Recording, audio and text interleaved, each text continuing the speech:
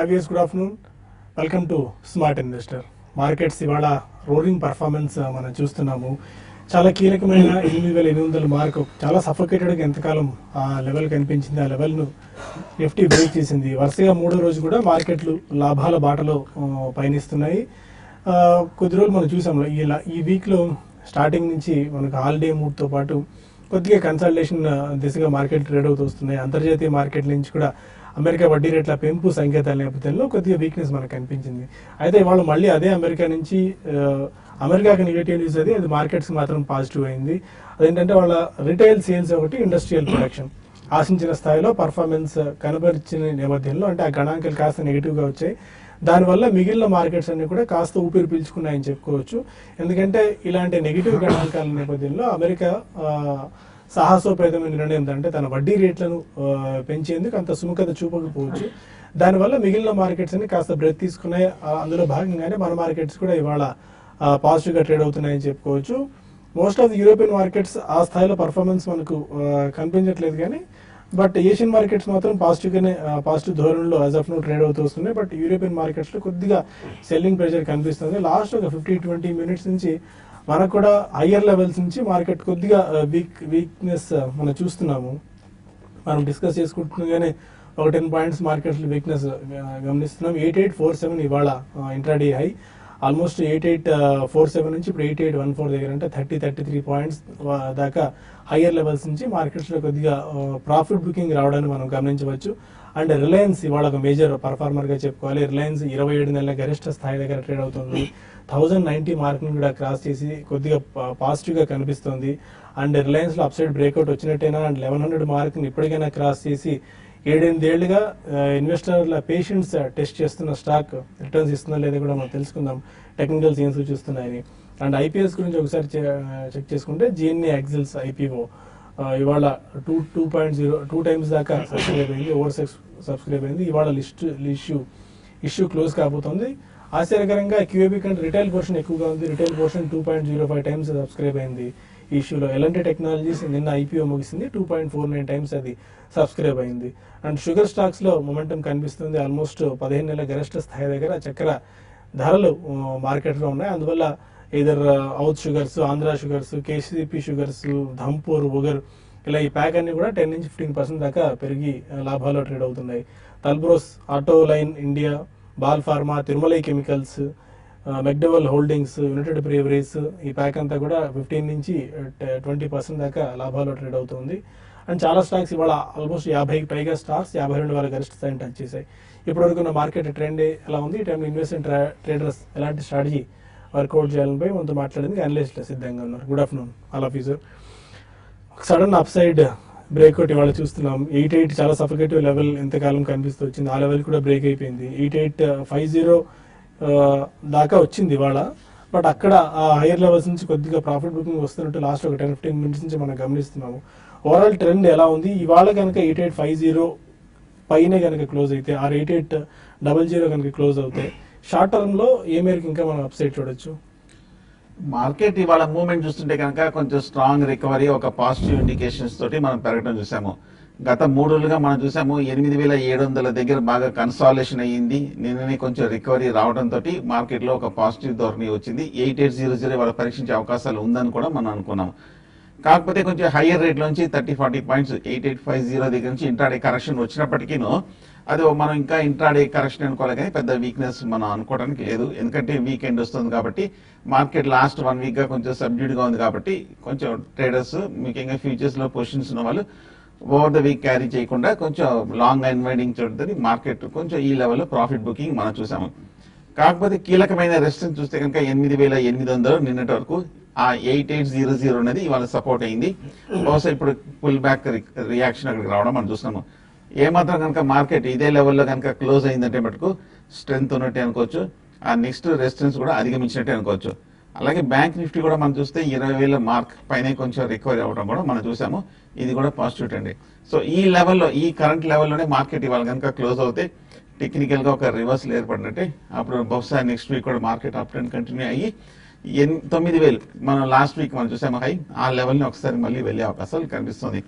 అలాగే American markets లో కూడా నిన్న బాగా లోయర్ రేట్ నుంచి రికవరీ రావటము, ఇంట్రెస్ట్ రేట్ కన్సర్న్స్ లేకపోవడంతో కొంచెం మార్కెట్ కూడా రికవరీ కావడంతో అక్కడ కూడా కొంచెం పాజిటివ్ ఇండికేషన్స్ కూడా మనం రావడం చూసాం. సో జనరల్గా కండిషన్స్ మార్కెట్ సిచ్యువేషన్లో కొంచెం అప్ ట్రెండ్ కొనసాగే అవకాశం కనిపిస్తుంది. ఏదైనా కొంచెం అమెరికన్ మార్కెట్స్ కనుక సడన్గా రివర్స్ అవుతాయి తప్ప ఇమ్మీడియట్గా ప్యానిక్ కనిపించట్లేదు. సో ఈ నేపథ్యంలో కొంచెం షార్ట్ టర్మ్లో ఫ్యూచర్స్లో లాంగ్ పొజిషన్స్ కంటిన్యూ చేయొచ్చు, తీసుకోవచ్చు కూడా. లాస్ట్ 1 వీక్లో మార్కెట్లో ఏదైతే రియాక్షన్ వచ్చిందో ఆ ఫ్రంట్ లైన్ స్టాక్స్లో కొన్ని ముఖ్యంగా ఇండస్ఇండ్ బ్యాంక్ కానీ, ఎస్ బ్యాంక్ కానీ, క్యాడిలా కానీ, సిప్లా కానీ, యాక్సిస్ బ్యాంక్ అని ఇటువంటి వాటిల్లో లాంగ్ పొజిషన్ తీసుకొని స్ట్రిక్ట్గా 8,750 కింద క్లోజింగ్ బేసిస్ మీద స్టాప్ లాస్ పెట్టి హోల్డ్ చేయొచ్చు. షార్ట్ పొజిషన్స్ అయితే అవాయిడ్ చేయడం మంచిది. ఓకే యశ్ గారు, మార్కెట్ క్రాక్ అవుతుంది, 8801 8800 కింద కూడా వచ్చి కనిపిస్తుంది. అవునండి, అంటే ఒకటి ఇప్పుడు వరకు మార్కెట్ చాలా స్ట్రాంగ్ ఉందండి. జస్ట్ ఒక హాఫ్ అన్ అవర్ వరకు కూడా మనకి లాస్ట్ ఒక హాఫ్ అన్ అవర్ నుంచి కానీ చూస్తే మార్కెట్ లో కరెక్షన్ అనేది రావడం చూసాము. దాదాపు అన్ని స్టాక్స్ అంటే మెజారిటీ ఆఫ్ ది స్టాక్స్ లోకి టచ్ అవుతున్నాయి. మరి ముఖ్యంగా బ్యాంకింగ్ స్టాక్స్. తర్వాత ఈ ఫాల్ కి మెయిన్ రీజన్ చెప్పాలి అంటే ఎస్ బ్యాంక్ ఒకటి దగ్గర 3.7% దాకా 5% దాకా కరెక్ట్ అయింది. దీని కారణంగా అదర్ బ్యాంక్స్ లో కూడా ఈ ఎఫెక్ట్ వచ్చి అన్ని కూడా ప్రాఫిట్ బుకింగ్ అనేది కనపడింది. యాక్చువల్ గా ర్యాలీ కంటిన్యూ కావాలంటే ఈ విధంగా ఈవెన్ ఇంట్రాడే అయినా కూడా పడకుండా ఉండాల్సింది. మార్కెట్స్ అదే విధంగా మార్నింగ్ వచ్చిన ఊపిని ఉండాల్సి ఉంటుంది. అయితే అది కాకుండా కొంచెం ప్రాఫిట్ బుకింగ్ కనపడింది కాబట్టి మళ్ళీ మార్కెట్స్ రేంజ్ బౌండ్ లో ఉండే అవకాశం ఉంది. నెక్స్ట్ మనకి 21, 22 అంటే 22 తారీఖు వరకు కూడా ఇదే విధమైన ట్రెండ్ అనేది అంటే ఒక రేంజ్ లో ఉండొచ్చు. ఈ రోజు హై ఏదైతే ఉందో 8850 అనేది చాలా స్ట్రాంగ్ రెసిస్టెన్స్ జోన్ గా చెప్పొచ్చు. కాబట్టి నియర్ టర్మ్ లో అది క్రాస్ కావడం కొంచెం కష్టంగా కనిపిస్తుంది. కాబట్టి ట్రేడర్స్ ఏవైతే ర్యాలీస్ వస్తున్నాయో వాటిని ఉపయోగించుకొని లాంగ్ ని ఆల్రెడీ లాంగ్ ఉంటే లాంగ్ ని ఎగ్జిట్ కావమని చెప్తున్నాను. అయితే అది కూడా స్టాక్ స్పెసిఫిక్ ఉంటుంది. మేము ఇంతకుముందు కూడా మనం ప్రోగ్రామ్స్ లో అనుకున్నాము, మెటల్స్ కూడా చాలా వీక్ ఉన్నాయి. మరి ముఖ్యంగా టాటా స్టీల్ కానీ, వేదాంత కానీ ఇటువంటి స్టాక్స్ లో ర్యాలీస్ లో సెల్ చేయమంటాను పొజిషనల్ ట్రేడర్స్. ఈవెన్ హిండాల్కో కూడా ర్యాలీస్ లో సెల్ చేయమంటారు. ఇంకా బయింగ్ విషయానికి వస్తే రిలయన్స్ చాలా రోజుల తర్వాత మంచి బ్రేక్అవుట్ వచ్చింది. అయితే ఇది టెక్నికల్ బ్రేక్అవుటే, దాని దృష్టిలో పెట్టుకొని దీన్ని ఎవరి డిప్ లో బై చేసుకోవచ్చు. అయితే ఈ రోజు క్లోజింగ్ బేసిస్ లో మాత్రం చూడమని చెప్తాను. ఒక క్లోజింగ్ బేసిస్ లో 1080 బిలో క్లోజ్ అయితే మళ్ళీ అది కూడా వీక్ జోన్ లోకి రావడానికి అవకాశం ఉంది. బట్ ఏదైనా కూడా మార్కెట్స్ అనేది ఇక్కడ నుంచి ర్యాలీస్ వచ్చినప్పుడల్లా కూడా లాంగ్ పొజిషన్స్ ఎవరు ఉంటే ఎగ్జిట్ కమని చెప్తాను. ట్రేడర్స్ ఫ్రెష్ లాంగ్ మాత్రం కొంచెం జాగ్రత్తగా కాషన్ గా తీసుకోమని చెప్తాను. ఓకే మజర్ గారు, మీ వ్యూ ఎలా ఉంది మార్కెట్స్ మీద? మనం ఒక విషయం గమనించాలండి, ఫిబ్రవరి నుంచి వస్తున్నటువంటి ర్యాలీని మనం గమనిస్తే ఆ ఇంటర్మీడియట్ కరెక్షన్స్ వచ్చినాయి అన్నీ కూడా చాలా తక్కువ షాలోగాను, టైం వైజ్ ప్రైస్ వైజ్ ఈ రెండు కూడా చాలా షాలోగా ఉన్నాయి. అయితే ఇక్కడ 8968 దగ్గర ఒక టాప్ ఫామ్ అయింది అని చెప్పేసి మనం కంక్లూడ్ చేసుకోవచ్చు. అక్కడి నుంచి వస్తున్న కరెక్షన్ ఏంటంటే గతంలో వచ్చిన కరెక్షన్స్ కంటే ఎక్కువ టైం తీసుకోవాలి ఇది. ఇప్పుడు ప్రస్తుతానికి 8700 దగ్గర ఒక లెగ్ ఆఫ్ ఫాల్ ఎండ్ అయిపోయింది అని అనుకుంటే, ఆ తర్వాత నిన్న మనం మన రిపోర్ట్స్ లో ప్రొజెక్ట్ చేసింది ఏంటంటే ఈ 8700 నుంచి పుల్ బ్యాక్ ర్యాలీ వచ్చి ఆ పుల్ బ్యాక్ ర్యాలీ 8850 దాకా టార్గెట్ చేసేది అని. ఎప్పుడు ఏ క్షణంలో అయితే మనకి వీక్నెస్ కనిపించిందో ఆ వీక్నెస్ ని ఉపయోగించుకొని మనం షార్ట్ చేయాలి అని చెప్పేసి లాస్ట్ 2 days నుంచి మనం ప్రొజెక్ట్ చేస్తున్న రిపోర్ట్ లో మెన్షన్ చేయడం జరిగింది. అదేవిధంగా ఈ రోజు 8847 దగ్గర మనం మళ్ళీ ఈ పుల్ బ్యాక్ ర్యాలీ ఎండ్ అయిపోయినట్టు కనిపిస్తా ఉంది. ఇక్కడ ఎవరైనా షార్ట్ టర్మ్ ట్రేడర్స్ ఉంటే గనక వాళ్ళు ప్రాఫిట్ బుకింగ్ చేసుకోవటమే మంచిది. ఈ 8850 లెవెల్స్ దగ్గర నుంచి ఈ నెక్స్ట్ డౌన్ ట్రెండ్ కనుక రెజ్యూమ్ అయితే నెక్స్ట్ 8620 దాకా కరెక్షన్ కంటిన్యూ అవడానికి ఛాన్సెస్ ఉన్నాయండి. ఓకే, ఇంకా ఇన్వెస్టర్స్ నుంచి కాల్స్, ఈమెయిల్స్ తీసుకునే ముందు స్మార్ట్ ఇన్వెస్ట్ లో చిన్న బ్రేక్ తీసుకుందాం.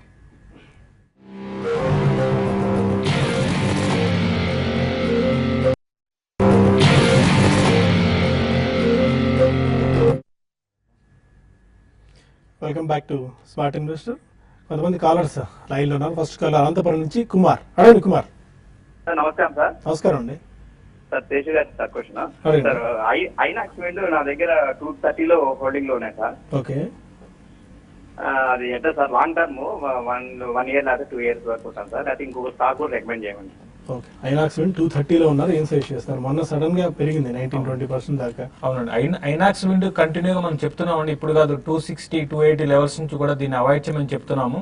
అయితే ఇది దగ్గరగా 170 లెవెల్స్ కి వచ్చి మళ్ళీ స్టాక్ లో ఒక బౌన్స్ బ్యాక్ రావడం చూసాము. ఇదే ఒక technical bounce back plus almost మనకి 100% దాకా స్టాక్ కరెక్షన్ చూసాము. ఎందుకంటే 400 లెవెల్స్ నుంచి కరెక్ట్ అవుతూ వచ్చింది కాబట్టి ఇక్కడ ఆగిందండి. ఇది ఒక టెంపరీ పుల్ బ్యాకే తప్ప ఇది పర్మనెంట్ గా ఇంకా ఇక్కడ నుంచి స్టాక్ ఇంకా పెరుగుతుందని అనుకోమండి. కాబట్టి క్లోజర్ గా మీ లెవెల్కి వచ్చినప్పుడు మీరు 230లో కొన్నారు కాబట్టి క్లోజర్ గా అక్కడికి వచ్చినప్పుడు ఈ స్టాక్ నుంచి మీరు ఎగ్జిట్ కమ్మని చెప్తాను. దీనికన్నా బెటర్ స్టాక్స్ చాలా ఉన్నాయి మనకి, అటువంటి వాటిలో ఇన్వెస్ట్ చేసుకోమంటాను. అంటే మీరు అడిగారు కాబట్టి రిపీటెడ్ గా చెప్తూనే ఉన్నామండి. ఒక ఫండమెంటల్ గా ఒక స్టాక్ సెలెక్ట్ చేయాలంటే టైం పడుతుంది. కాబట్టి నేను ఇంతకు ముందు చెప్పిన స్టాక్స్ లోనే లైక్ భారత్ ఫోర్జ్ లాంటి స్టాక్స్ ని మీరు ఎవరీ డిప్ లో కూడా లాంగ్ టర్మ్ కోసం బై చేసుకోవచ్చు. ఇక్కడ నుంచి కొంచెం డౌన్ సైడ్ రిస్క్ అనేది తక్కువ ఉంటుంది. అదేవిధంగా బోడల్ కెమికల్స్ ఒకటి కూడా లాంగ్ టర్మ్ కోసం మీరు కరెంట్ లెవెల్స్ లో కాకుండా ఒక కరెక్షన్స్ లో మీరు బై చేసుకోమంటాను. అది కూడా కరెంట్ లెవెల్స్ నుంచి అంటే షార్ట్ టర్మ్ కాకుండా ఈవెన్ లాంగ్ టర్మ్ ఉద్దేశం ఉంటే కెమికల్ స్టాక్స్ కూడా ఇక్కడ నుంచి బాగుండే అవకాశం ఉంది. వాటిలో కూడా మీరు పొజిషన్ తీసుకోమని చెప్తాను. మహబూబ్ నగర్ నుంచి శ్రీధర్ మనకాల. అడగండి Sridhar. Hello, good afternoon sir. Good afternoon అండి. సార్ మేము కావేరీ టెలికామ్ వచ్చేసి విసాగర్ పాలిటిక్స్ రెండు కొన్నాం sir. Kaveri telecom second stock Visagar Polytex sir. Visagar Polytex. Okay sir, ఇది కావేరీ టెలికామ్ వచ్చేసి 15 రూపీస్ లో కొన్నాము. చెప్పండి. హలో. విసాగర్ పాలిటిక్స్ వచ్చేసి 15 రూపీస్ లో కొన్నాం సార్. ఓకే, ఇవేమో ఇంక్లూడ్ అయ్యే ఛాన్సెస్ ఉన్నాయా సార్ ఏమన్నా? నాకు తెలిసైతే వీటిలో ఫ్యూచర్ ఉంటుందని నేను అనుకోనండి. బట్ టెక్నికల్ ఓవర్వ్యూ అన్న ఇచ్చే ప్రయత్నం చేద్దాము. విసాగర్ పాలిటిక్స్ లాంటివి పదే కొనుగోలు చేయొద్దు. ఇలాంటి స్టాక్స్ ఫండమెంటల్లీ చాలా స్ట్రాంగ్ మార్కెట్ ఉంది, మంచి స్టాక్స్ మనకు దొరుకుతాయి. ఇలాంటి స్టాక్స్ వెంబడి పడద్దని. బట్ రెండు స్టాక్స్ చూస్తే కనుక వీక్ గా ఉన్నాయండి. కావేరీ చూస్తే కనుక మనం టెక్నికల్ గా కంటిన్యూస్ గా ఒక సైడ్ వేస్ ట్రెండ్ ఉంది. 25 రూపీస్ నుంచి 10 రూపాయల వరకు పడి మార్కెట్ ఇంత లాస్ట్ 6 months గా బుల్లిష్ గా ఉన్నప్పటికీ మటుకు స్టాక్ చూస్తే కనుక అండర్ పెర్ఫార్మ్ చేస్తుంది. ఇన్ఫాక్ట్ లోయర్ సపోర్ట్ లెవెల్స్ దగ్గరే ప్రస్తుతం ట్రేడ్ అవుతుంది. బహుశా ఇక్కడ కనుక మార్కెట్ రికవరీ అవుతే కనుక ఒక స్వల్ప రికవరీ వచ్చే అవకాశం కనిపిస్తోంది. కానీ ఒకవేళ కనుక మార్కెట్ ఇక్కడ నుంచి కనుక స్లైడ్ అయ్యి ఒక డౌన్ ట్రెండ్ వెళ్తే మటుకు కావేరీ టెలి ఇంకా ఫర్దర్ గా పడే అవకాశాలు కూడా, రిస్క్ కూడా, ప్రమాదం కనిపిస్తుంది. నా ఉద్దేశం అయితే ఎక్కువ కాలం ఉంచుకోకుండా కొంచెం ఏమాత్రం రీబౌండ్ వస్తే కనుక ఎగ్జిట్ అయిపోవడం మంచిది. అలాగే విసాగర్ కూడా చూస్తే టెక్నికల్ గా బాగా వీక్ గా కనిపిస్తుంది. ఈ లెవెల్ అసలు ఫండమెంటల్స్ కూడా లేవు, అంత టెక్నికల్స్ కూడా మనం చెప్పడానికి కూడా లేదు. రెండు అసలు ఇమీడియట్ గా అప్లికబుల్ కూడా కావు. నా ఉద్దేశం ఏమాత్రం ఒక రికవరీ వచ్చినా కూడా విసాగర్ పాలిటిక్స్ లో కూడా ఎగ్జిట్ అయిపోవడం మంచిది. హైదరాబాద్ నుంచి రంగస్వామి మనకాల. హలో, అడగండి రంగస్వామి గారు. సార్, ఇది Camlin fine sciences and Reliance defence ఒక 1 year కోసం బై చేయొచ్చు అండి price rate. Okay, Camlin fine sciences and Reliance defence almost 3 లక్షల కోట్ల రూపాయలు విలువైన నావీ కాంట్రాక్ట్స్ లోకి కాబోతుంది అండ్ ఎంటర్ అయ్యేందుకు సంసిద్ధంగా ఉన్నామని చెప్పి కంపెనీ ప్రకటించిన నేపథ్యంలో రిలయన్స్ డిఫెన్స్ లో ఇవాళ కొద్దిగా అప్సైడ్ వచ్చింది. అండ్ మజర్ గారు, ఈ రెండు కూడా ఏంటంటే అంత గొప్ప స్టాక్స్ లో కనిపించడం లేదండి. ఒకటి ఏంటంటే రిలయన్స్ డిఫెన్స్ లో గతంలో కూడా ఇటువంటి న్యూస్ డ్రివెన్ ని బేస్ చేసుకొని వస్తున్నటువంటి మూసే తప్ప ఫండమెంటల్ బ్యాకప్స్ ఏమీ లేవు. టెక్నికల్ గా ఈ కౌంటర్ ఇంకా ఫర్దర్ గా 51 రూపీస్ బిలో క్లోజ్ అయితే ఇంకా ఫర్దర్ గా బేరిష్ గ్రిప్ లో వెళ్ళడానికి అవకాశం ఉంది. మీరు బై చేయలేదు కాబట్టి బయింగ్ ని అవాయిడ్ చేసుకోండి, అదే మంచిది. మనకి మంచి పర్ఫార్మింగ్ కౌంటర్స్ పైన మీరు దృష్టి పెట్టండి. అదేవిధంగా క్యామ్లిన్ లైఫ్ సైన్సెస్ లో కూడా మనం గొప్పగా మూమెంట్స్ ఏం లేవండి. చాలా కాలం నుంచి ఇది ఒక సైడ్ వేస్ ఫేజ్ లో మూవ్ అవుతున్నట్టు కనిపిస్తా ఉంది. అప్ సైడ్స్ అయితే లిమిటెడ్ గానే కనిపిస్తా ఉన్నాయి. పైగా నిన్న వచ్చిన ప్యాటర్న్స్ మనం గమనిస్తే అది ఒకవేళ ఈ రోజు 87 బిలో క్లోజ్ అయితే కనుక ఫర్దర్ గా 82 రేంజెస్ వరకు రావడానికి ఛాన్సెస్ ఉంది. ఇది కూడా అవాయిడ్ చేసుకోండి. అత్తిలి నుంచి రాజు మనకాల. అడగండి రాజు. సార్ నమస్తే అండి. నమస్కారం అండి. సార్, నాకు వచ్చిన డౌట్ అండి. అడగండి. సార్, ఇప్పుడు మ్యూచువల్ ఫండ్ లో ఇన్వెస్ట్మెంట్ చేయమన్నారండి. ఓకే, అది మీరు చేసే ఇన్వెస్ట్మెంట్ మాకు సెక్యూరిటీ అంటే అది ఏ విధంగా ఉంటుందో మాకు కొంచెం అర్థం కాలేదు సార్. అది అంటే మీకు మ్యూచువల్ ఫండ్స్ గురించి అవగాహన ఉందా అండి? అసలు మ్యూచువల్ ఫండ్స్ అంటే ఏంటి, ఎలా వర్క్ చేస్తాయి ఇవి అని? అది తెలియదు సార్. అంటే మేము పెట్టేటప్పుడు మళ్ళీ మాకు సెక్యూరిటీ ఎలా ఉంటుందో అది తెలియక దాని గురించి తెలుసుకోవడానికి ఫోన్ చేశాను సార్. మదర్ గారు, అయితే మ్యూచువల్ ఫండ్స్ ఏంటంటే మీలాంటి ఒక 10 మంది ఇన్వెస్టర్స్ దగ్గర నుంచి మనీ కలెక్ట్ చేసుకొని ఒక ప్రొఫెషనల్ మనీ మేనేజర్స్ బాగా నాలెడ్జ్ ఉన్నటువంటి వాళ్ళు మీ తరపున వాళ్ళు ఇన్వెస్ట్ చేస్తారు. అయితే దీంట్లో సేఫ్టీ కూడా రిస్క్ కూడా చాలా తక్కువగా, సేఫ్టీ ఎక్కువగా ఉండిద్దండి, రిస్క్ తక్కువగా ఉండిద్ది. ఎందుకంటే వాళ్ళు వెల్ డైవర్సిఫైడ్ పోర్ట్ఫోలియోస్ ని హోల్డ్ చేస్తారు కాబట్టి మీరు ఒకవేళ డైరెక్ట్ గా స్టాక్ మార్కెట్ లో నాలెడ్జ్ లేకుండా ఇన్వెస్ట్ చేసుకుంటే మీ దగ్గర ఉన్న క్యాపిటల్ మొత్తం కూడా ఎరోడ్ అయిపోవడానికి అవకాశాలు ఉంటాయి.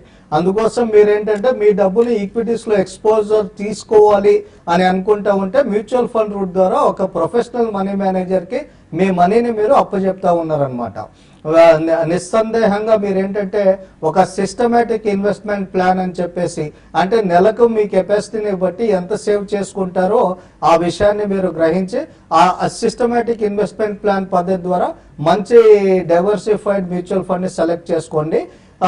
సెక్టోరల్ ఫండ్స్ ని మాత్రం అవాయిడ్ చేసుకోండి. ఓకే, అండ్ టు యాడ్ అయ్యండి మదర్ గారు, రేపు పొద్దున మనం కార్యక్రమం ఒకటి ప్రోగ్రామ్ డిజైన్ చేశాము మ్యూచువల్ ఫండ్స్ కి సంబంధించి, ఎక్స్క్లూజివ్ మ్యూచువల్ ఫండ్స్ మాత్రమే. ఎందుకంటే రెగ్యులర్ గా బాలరాజ్ గారు ట్యూస్డే ఆర్ ఫ్రైడే వస్తున్నారు, కాకపోతే అక్కడ తక్కువ టైం మాత్రమే మనకు ఉంటుంది. ఇదేంటంటే రేపు ఆర్గనైజ్ చేసే ప్రోగ్రామ్ 8:30 to 9:30 ఆర్గనైజ్ చేస్తున్నాము. ఇది పూర్తిగా మ్యూచువల్ ఫండ్స్ మాత్రమే. అంటే అసలు మ్యూచువల్ ఫండ్స్ లో పోర్ట్ఫోలియో ఎలా బిల్డప్ చేసుకోవాలి, మ్యూచువల్ ఫండ్స్ ను ఎవరి ఏజ్ రిస్క్ ప్రొఫైల్ తగ్గట్టు ఏ మ్యూచువల్ ఫండ్ సెలెక్ట్ చేసుకోవచ్చు, అండ్ మన గోల్ ప్లానింగ్ ఏదో చిల్డ్రన్స్ ఎడ్యుకేషన్ ప్లానింగ్ కావండి, లేకుంటే ఒక కొత్త ఇల్లు, లేకుంటే రిటైర్మెంట్ ప్లానింగ్, ఇలా అనేక మైల్ స్టోన్ ప్లానింగ్ ఉంటుంది. అలాంటి మైల్ స్టోన్ ప్లానింగ్ కు మ్యూచువల్ ఫండ్స్ ను ఏ విధంగా మనం ఉపయోగించుకోవచ్చు అండ్ సిస్టమేటిక్ ఇన్వెస్ట్మెంట్ ప్లాన్ అని పదే పదే మనం చెప్పుకుంటాము. అసలు ఎస్ఐపి అంటే ఏంటి, ఎలా ఇన్వెస్ట్ చేసుకోవచ్చు, ఎలా అప్రోచ్ అవ్వాలి, ఇలా చాలా డీటెయిల్డ్ ఇన్ఫర్మేషన్ రేపు ప్రోగ్రామ్ లో 8:30 మీరు TV5 అండ్ TV5 మనీలో చూడొచ్చు. 8:30 to 9 TV5 వస్తే 9 to 9:30 TV5 మనీలో లైవ్ కార్యక్రమం వస్తుంది. మీకు డౌట్స్ ఉంటే మీరు ఫోన్ నంబర్స్ కూడా ఫోన్ చేసి అండ్ ఈమెయిల్స్ కూడా పంపించి మీరు మీ డౌట్స్ ని క్లారిఫై చేసుకోవచ్చు అండి. కొన్ని మెయిల్స్ కూడా మనం తీసుకుందాం. ప్రసాద్ నంబులు అడుగుతున్నారు, Bata India September future 546 rupees లో తీసుకున్నారు, holder exit. Bata India September futures at 546. Bata India చూస్తే కనుక టెక్నికల్ గా కొంచెం వీక్ గానే కనిపిస్తోంది. లాస్ట్ ఒక 1 month చూస్తే కనుక మార్కెట్ హై 610 నుంచి 510 వరకు పడి ఈ 2 రోజులుగా కూడా చూస్తే ఒక స్వల్ప రికవరీ కూడా మనం చూస్తున్నాము. కానీ అలాగే మార్కెట్ కూడా చూస్తే కనుక ఇందాక మనం ఓపెనింగ్ లో మార్కెట్ ఏమాత్రం 8,800 పైన నిలబడితే కనుక పాజిటివ్ గా ఉంటుంది అనుకున్నాము. కానీ ఎమ్మడే లాస్ట్ ఒక 10 minutes లో మార్కెట్ లో బాగా కొంచెం స్ట్రాంగ్ సెల్లింగ్ కూడా రావడంతో సో ఓవరాల్ గా స్టాక్స్ మీద ప్రెషర్ పడే అవకాశం కనిపిస్తుంది. నా ఉద్దేశం అయితే మటుకు బాటా ఇండియా ఏమాత్రం ఒక స్వల్ప రికవరీ వచ్చినప్పుడు ఇవాళ కానీ సోమవారం కానీ ఎగ్జిట్ అవ్వడం మంచిది. హైయర్ లెవెల్స్ లో దగ్గర మల్టిపుల్ రెసిస్టెన్స్ ఉన్నాయి. 530, 540 దాటాలంటే ఒక మేజర్ కన్సాలిడేషన్ కూడా వస్తుంది. ఈ లోపల కొంచెం సెటిల్మెంట్ కూడా అయిపోయే అవకాశం ఉంది కాబట్టి ఒక చిన్న రికవరీలో ఎగ్జిట్ అవ్వడం మంచిది. వెంకట్ అడుగుతున్నారు, వేదాంత 165 రూపీస్ లో ఇంట్రాడే గురించి బై చేశారు, ఏం చేయొచ్చు? వేదాంత చాలా వీక్ గా ఉందండి. ఇంకా చెప్పాలంటే డేస్ క్లోజ్ దగ్గర 3% దాకా కరెక్ట్ అయింది. ఇమీడియట్ గా మీరు ఈ పొజిషన్ క్లోజ్ చేసేసుకోండి అండి. ఇంట్రాడేలో ఇది మహా అయితే 162 ఆ లెవెల్ కూడా దాటి పెరగకపోవచ్చు. 162.50, 60 ఆ లెవెల్ దాటి పెరగకపోవచ్చు అండి.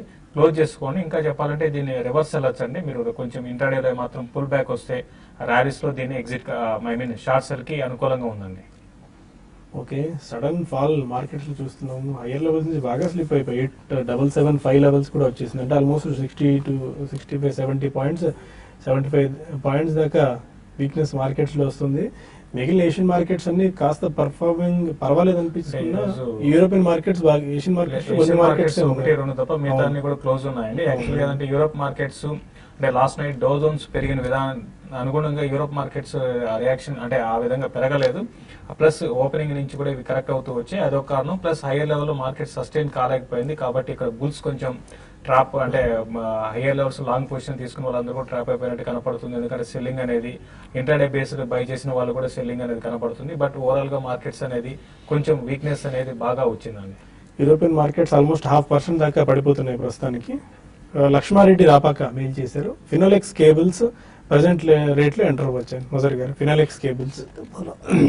సో ఫినోలెక్స్ కేబుల్స్ మీరు కనుక ఈ లెవెల్స్ లో బై చేసుకోవాలి అని అనుకుంటా ఉంటే మీరు స్టాప్ లాస్ మెయింటైన్ చేసుకొని బై చేసుకోండి. ప్రస్తుతానికి ఫినోలెక్స్ కేబుల్స్ లో మీరు 405 బిలో స్టాప్ లాస్ మెయింటైన్ చేయండి. 405 బిలో స్టాప్ లాస్ మెయింటైన్ చేసుకొని బై చేసుకోండి. దీంట్లో మొమెంటం బిల్డప్ అవ్వాలి, ఫ్రెష్ లెగ్ ఆఫ్ ర్యాలీ రావాలి అంటే 450 పైన క్లోజింగ్ బేసిస్ లో ట్రేడ్ అయితే మంచి అప్ మూవ్ చూడొచ్చు.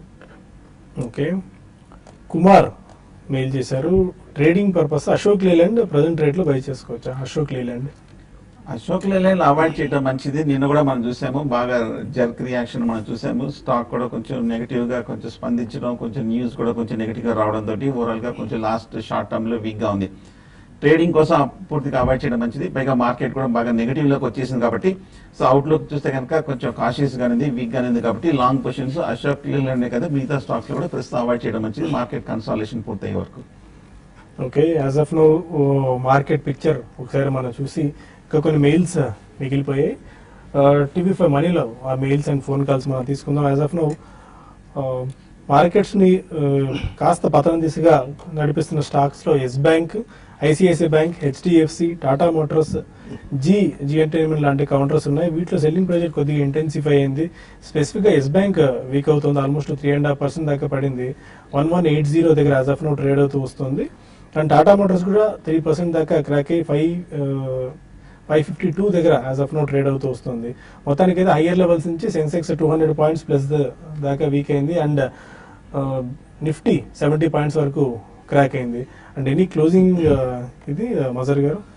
అయితే ఇది వీక్నెస్ నే సజెస్ట్ చేస్తా ఉందండి. అన్లెస్ మనం రికవర్ అయ్యి మళ్ళీ 8830 ఆ రేంజెస్ లో క్లోజ్ అవ్వకపోతే ఈ రోజు మళ్ళీ డౌన్ ట్రెండ్ ఫ్రెష్ గా 8850 నుంచి రెజ్యూమ్ అయింది అని చెప్పేసి అనుకోవచ్చు. అయితే ఇందాక నేను చెప్పినట్టు 8968 దగ్గర నుంచి వస్తున్నటువంటి correction both price wise time wise ఎక్కువ టైం తీసుకోవాలండి. ప్రైస్ వైజ్ కూడా డ్యామేజ్ ఎక్కువగా జరగాలి. మళ్ళా మనం ఏంటంటే 8620 నుంచి 8540 మధ్యలోకి రావడానికి అవకాశాలు ఎక్కువగా ఉన్నాయి. ఓకే, బులెటిన్ ప్రస్తుతానికి TV5 న్యూస్లో వైండప్ చేద్దాం. మరి కాసేపులో TV5 మనీలో కలుద్దాం. అక్కడ డీటెయిల్డ్గా ఫోన్ కాల్స్ అండ్ ఈమెయిల్స్ కూడా తీసుకుందాం. అంతకంటే ముందు వ్యూవర్స్కి మరొక ఇన్ఫర్మేషన్ ఇది. టేస్ట్ బర్డ్స్ అన్న కార్యక్రమం 2:30కి ప్రారంభమవుతుంది. చాలా టేస్టీగా ఈ ప్రోగ్రామ్ ఉండబోతుంది. Don't miss it. 2:30కి మనం 2 to 2:30 ప్రోగ్రామ్ స్మార్ట్ న్యూస్ అయిన తర్వాత 2:30కి ఆ కార్యక్రమం ప్రసారం అవుతుంది.